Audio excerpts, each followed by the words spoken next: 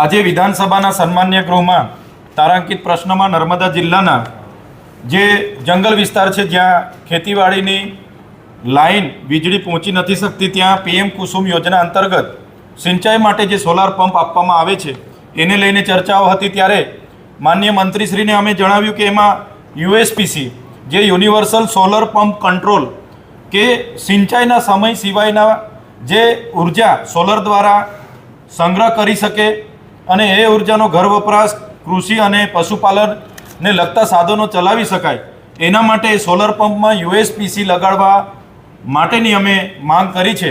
માનનીય વડાપ્રધાનશ્રીએ અગાઉ પણ એમની મન કી બાતમાં આ વાત મૂકી હતી અને રાજસ્થાનમાં પોતે એ ડેમો પણ એમણે જોયો છે। ત્યારે ગુજરાતમાં ખેડૂતોને યુએસપીસી લગાડીને સોલર પંપ આપવામાં આવે એની વાત કરી છે। બીજું કે જે પણ સોલર પંપ પૂરી પાડવા માટે એમ્પેનલ થયેલા વેન્ડરો છે એ વેન્ડરોના માત્ર એડ્રેસ એ લોકો આપી દે છે। ખેડૂતને જ્યારે કોઈ સ્ટાર્ટર બગડે મોટર બગડે કે કંઈ પણ થાય એના રિપેરિંગ માટે ત્યાં કોઈ પણ જગ્યાએ સર્વિસ સ્ટેશનો હોતા નથી, જેને કારણે કંપનીમાં પંપસેટ ખેડૂત મોકલે અને પંપસેટ બનીને આવતા અઠવાડિયું કે 15 દિવસ લાગે તો એ પાક પણ સુકાઈ જતા હોય છે।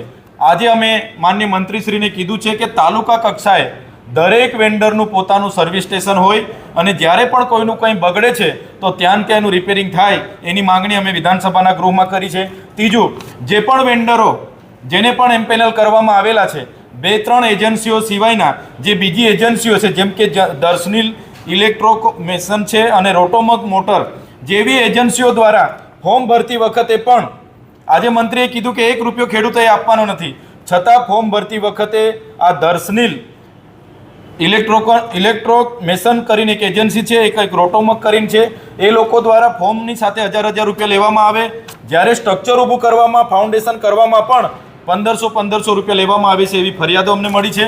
એ જ પ્રકારે જે એસ્ટિમેટ પ્રમાણે 300 ફૂટ મોટર બોરની અંદર ઉતરવાની માટેની જોગવાઈ છે, ત્યારે આ કંપનીઓ 200 મીટર 210 ફૂટ કે 230 ફૂટ 250 ફૂટ અમુક કંપનીઓ ઉતારીને મોટર અદ્ધર લટકાવીને જતી રહેતી હોય છે, જેના કારણે 1-2 કલાક જ સિંચાઈનું પાણી ચાલે અને મોટર બંધ થઈ જતી હોય છે। ત્યારે એસ્ટિમેટ પ્રમાણે એની ક્વોલિટી જે પણ સ્પેસિફિકેશન નક્કી થયા છે એ પ્રમાણે જ ત્યાં કામ થાય એની તપાસ કરવામાં આવે એની પણ અમે આજે વિધાનસભાના સન્માન્ય ગૃહમાં માંગ કરી છે। બીજો જે મારો તારાંકિત પ્રશ્ન હતો કે નર્મદા અને છોટાઉદેપુર જિલ્લામાં જેટલા પણ પ્રાથમિક આરોગ્ય કેન્દ્ર છે, સામૂહિક આરોગ્ય કેન્દ્ર છે, જનરલ હોસ્પિટલો છે, એમાં સંવર્ગના કેટલી જગ્યાઓ ખાલી છે તો આપ જોઈ શકો છો લગભગ 30% જેટલી જગ્યાઓ તમામ વર્ગ 1, વર્ગ 2, વર્ગ 3 અને વર્ગ 4ની આજે એ વિસ્તારમાં ખાલી છે। એ જ પ્રકારે અમે આરોગ્યમાં જ્યારે આ વર્ષે પણ 25,000 કરોડથી વધુ બજેટ ફળવાયું છે, અમે આરોગ્યમાં આટલું મોટું બજેટ હોય તો અમે PMJY અંતર્ગત નર્મદા અને છોટાઉદેપુર જિલ્લામાં કેટલા કાર્ડ ધારકોને એમાં લાભ આપવામાં આવ્યો એની પણ માહિતી માંગી છે। ત્યારે નર્મદામાં એમણે કીધું કે નર્મદામાં છેલ્લા 2 વર્ષમાં 30 કરોડની સારવાર હેઠળ જોગવાઈ કરવામાં આવી અને છોટાઉદેપુરમાં 47.21 કરોડની છેલ્લા 2 વર્ષમાં જોગવાઈ કરવામાં આવી।